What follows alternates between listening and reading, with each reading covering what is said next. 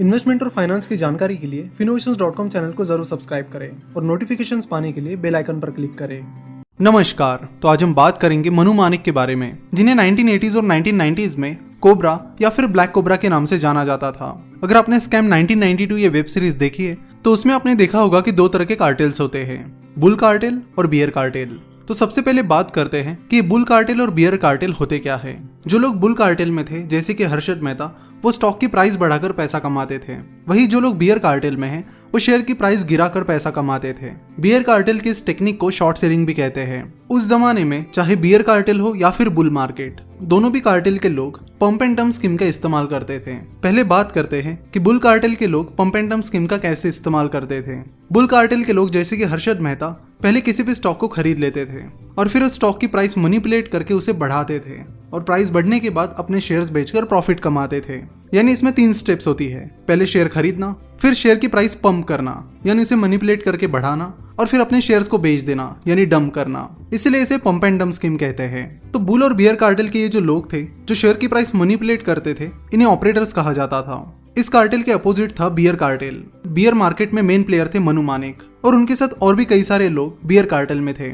Beer cartel के लोग पहले शेयर प्राइस बढ़ने का इंतजार करते थे और जब उन्हें लगता था कि शेयर प्राइस बहुत ज्यादा बढ़ गई है, तब वो शॉर्ट सेलिंग करते थे। शॉर्ट सेलिंग में जितनी प्राइस नीचे गिरेगी उतना आपको प्रॉफिट होता है। तो जैसे ही मनु मानिक और बाकी बियर कार्टेल के लोगों को लगता था कि शेयर प्राइस बहुत ज्यादा बढ़ गई है, तब वो शेयर को शॉर्ट करते थे और फिर कई बार शेयर की प्राइस मैनिपुलेट करके उसे गिराते थे। और जैसे ही शेयर प्राइस बहुत ज्यादा गिर जाती थी, वो अपने शेयर खरीद लेते थे और प्रॉफिट कमाते थे। मनु मानिक एक बहुत ही स्ट्रॉन्ग बियर ऑपरेटर थे। कहा जाता है कि हर्षद मेहता आने से पहले बॉम्बे स्टॉक एक्सचेंज पर उनका ही राज था। उस जमाने के कई सारे स्टॉक एक्सचेंज से जुड़े लोग और स्टॉक ब्रोकर्स जैसे कि KR चौकसी कहते हैं कि उस जमाने में जो कंपनी स्टॉक एक्सचेंज पर लिस्टेड थी, उन कंपनीज को कई सारी चीजों के लिए मनु मानिक का अप्रूवल लेना होता था। अगर उन्हें डायरेक्टर चेंज करना है तो उसके लिए भी उन्हें मनु मानिक का अप्रूवल लेना होता था। कंपनी का डिविडेंड और बाकी चीजों के लिए भी उन्हें मनु मानिक से पूछना पड़ता था। अगर कोई कंपनी मनु मानिक से अप्रूवल नहीं लेती थी या मनु मानिक से दुश्मनी मोड़ लेती थी, तो उस कंपनी को वो चीज बहुत महंगी पड़ती थी। बिकॉज मनु मानिक एक बियर ऑपरेटर था और वो किसी भी शेयर की प्राइस अपनी मर्जी के अनुसार कितनी भी गिरा सकते थे। तो ऐसे में स्टॉक एक्सचेंज पर लिस्टेड कंपनीज मनु मानिक से थोड़ा डर कर ही रहती थी। मनु मानिक के इस बियर कार्टेल में और भी कई सारे ऑपरेटर्स थे, जिनमें से 3 Rs बहुत पावरफुल थे। उन 3 Rs में से एक का नाम चार्टर राजू था और बाकी 2 Rs का नाम आपको पता ही होगा। मनु मानिक इतना स्ट्रॉन्ग ऑपरेटर इसलिए भी था बिकॉज उनके पास बहुत ज्यादा पैसा था। इतना पैसा कि स्टॉक मार्केट में इन्वेस्ट करने वाले कई सारे लोगों को वो पैसा ब्याज पर देते थे। उस टाइम बहुत सारे स्टॉक मार्केट में इन्वेस्ट करने वाले लोग मनु मानिक से सालाना 20 से 30% के इंटरेस्ट पर लोन लेते थे। क्योंकि ज्यादातर लोग मनु मानिक से ही पैसा उधार लेते थे, तो मनु मानिक को पता चलता था कि कौन कौन लोग पैसा उधार ले रहा है और कहां पर इन्वेस्ट कर रहा है। जैसे ही मनु मानिक को पता चलता था कि उन्होंने शेयर्स खरीद लिए हैं और उसके बाद शेयर प्राइस भी बढ़ गई है और अब उन शेयर्स की खरीदारी करने वाले लोगों का पैसा खत्म हो गया है, तब मनु मानिक स्टॉक मार्केट में एंट्री करके शेयर्स को शॉर्ट करने लगते थे और शेयर की प्राइस गिराकर पूरा प्रॉफिट कमा लेते थे। मनु मानिक के पूरे प्लान्स और स्ट्रेटेजीज तब तक काम करती रही जब तक हर्षद मेहता स्टॉक मार्केट में नहीं था। हर्षद मेहता स्टॉक मार्केट को बहुत बड़ी तौर पर मैनिपुलेट करने लगा।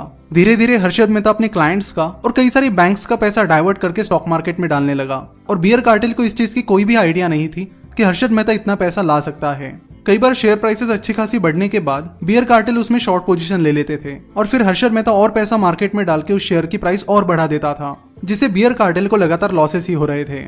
इंड्रोल इस कंपनी में बियर कार्टेल को तो बहुत नुकसान हुआ था क्योंकि उस शेयर की प्राइस हर्षद मेहता कई सालों तक लगातार बढ़ाता रहा और इससे प्राइस कभी गिरी नहीं और बियर कार्टेल को नुकसान हुआ।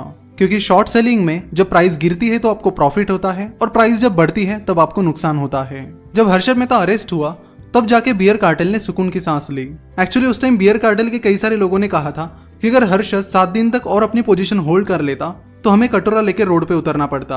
1980s में एक और कंपनी स्टॉक एक्सचेंज पर अच्छा कर रही थी और वो थी धीरूभाई अंबानी की रिलायंस। उस टाइम कंपनीज को आसानी से कैपिटल नहीं मिलता था, इसलिए कंपनी के प्रमोटर्स को अपने इन्वेस्टर्स को कन्विंस करना पड़ता था, तब जाके इन्वेस्टर्स IPO में इन्वेस्ट करने के लिए राजी होते थे। इसी तरह धीरूभाई अंबानी ने गाँव-गाँव शहर-शहर जाकर इन्वेस्टर्स को रिलायंस के IPO में इन्वेस्ट करने के लिए कन्विंस किया था और इन्वेस्टर मान भी गए थे और कंपनी भी बहुत अच्छा परफॉर्म कर रही थी। लेकिन उसी बीच मनु मानिक की नजर गई रिलायंस पर और वो रिलायंस के शेयर्स को शॉर्ट करने लगा और फिर उसकी प्राइस तेजी से गिराने भी लगा। धीरूभाई को पता था कि अगर इन्वेस्टर्स को खुश नहीं रखा गया तो कंपनी को आगे चलकर और ज्यादा कैपिटल रेज करने में डिफिकल्टीज आ सकती है। तो यहाँ पर रिलायंस का बिजनेस बहुत अच्छा परफॉर्म कर रहा था, फाइनेंशियल परफॉर्मेंस भी बहुत अच्छी थी लेकिन मनु मानिक उस शेयर को शॉर्ट कर रहा था और मैनिपुलेट करके उसके शेयर प्राइस गिरा रहा था, इसलिए रिलायंस की शेयर प्राइस लगातार गिर रही थी। लेकिन शायद उस टाइम मनु मानिक को ये नहीं पता था कि धीरूभाई अंबानी कौन है। कहा जाता है कि उस टाइम धीरूभाई अंबानी ने अपनी तरफ से आनंद जैन को खड़ा किया और फिर आनंद जैन रिलायंस के शेयर्स बहुत ज्यादा क्वांटिटी में खरीदने लगा, जिससे रिलायंस की शेयर प्राइस बहुत ज्यादा ऊपर जाने लगी, जिससे रिलायंस की शेयर प्राइस लगातार बहुत बढ़ने लगी। तो यहाँ पर मनु मानिक और बियर कार्टेल रिलायंस में शॉर्ट सेलिंग कर रहे थे, यानी शेयर्स बेच रहे थे। वही आनंद जैन और उनके एसोसिएट्स जो कुछ शेयर्स बियर कार्टेल्स बेच रहे थे वो खरीद रहे थे, जिससे रिलायंस के शेयर्स की डिमांड मार्केट में बनी रही और शेयर प्राइस भी बढ़ने लगी। अब ये बढ़ती हुई शेयर प्राइसेस बियर कार्टेल को परेशान करने लगी और उन्हें लॉसेस भी होने लगे। उस टाइम इंडिया में डेरिवेटिव्स मार्केट नहीं था, यानी फ्यूचर्स एंड ऑप्शंस नहीं थे। आजकल फ्यूचर्स एंड ऑप्शंस की मदद से आप बड़े आसानी से शॉर्ट सेलिंग कर सकते हैं, लेकिन उस टाइम डेरिवेटिव्स मार्केट ना होने की वजह से शॉर्ट सेलिंग करने का तरीका पूरा डिफरेंट था। शॉर्ट सेलिंग में आप पहले शेयर्स बेचते हो, यानी जो शेयर्स आपके पास है ही नहीं पहले आप उन शेयर्स को बेचते हो। उसके लिए शॉर्ट सेलर्स यानी बियर कार्टेल के लोग पहले स्टॉक ब्रोकर से शेयर्स उधार लेते थे और उस स्टॉक ब्रोकर के शेयर्स को बेचते थे और प्राइस गिरने के बाद फिर से खरीद कर उस ब्रोकर को वापस करते थे। यानी स्टॉक ब्रोकर से शेयर्स उधार लो, उन्हें स्टॉक मार्केट में बेच दो और बाद में कम प्राइस पर उसे खरीद के स्टॉक ब्रोकर को वापस करो। शॉर्ट सेलिंग का सिस्टम उस जमाने में कुछ ऐसा था।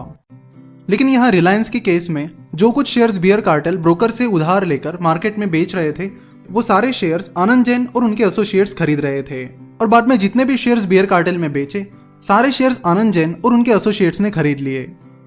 अब कुछ टाइम वेट करने के बाद बारी थी बियर कार्टेल को शेयर्स ब्रोकर को वापस करने की, लेकिन आनंद जैन और उनके एसोसिएट्स रिलायंस के शेयर सेल करने के लिए राजी नहीं थे, जिसकी वजह से बियर कार्टेल बहुत प्रॉब्लम में आया और वो अपने ब्रोकर को शेयर्स वापस करने के लिए शेयर्स खरीद ही नहीं पाए। तो इस तरह का एक अजीब प्रॉब्लम क्रिएट होने की वजह से कई दिन तक बॉम्बे स्टॉक एक्सचेंज बंद रहा और बाद में मनु मानिक और बियर कार्टेल को धीरूभाई अंबानी के सामने झुकना पड़ा। तो ये थी मनु मानिक और उनकी पूरी स्टोरी। एक अनाउंसमेंट है, अब आप हमारे स्टॉक मार्केट के सारे पेड कोर्सेज 14 डेज के लिए यानी 14 दिनों के लिए फ्री में देख सकते हो।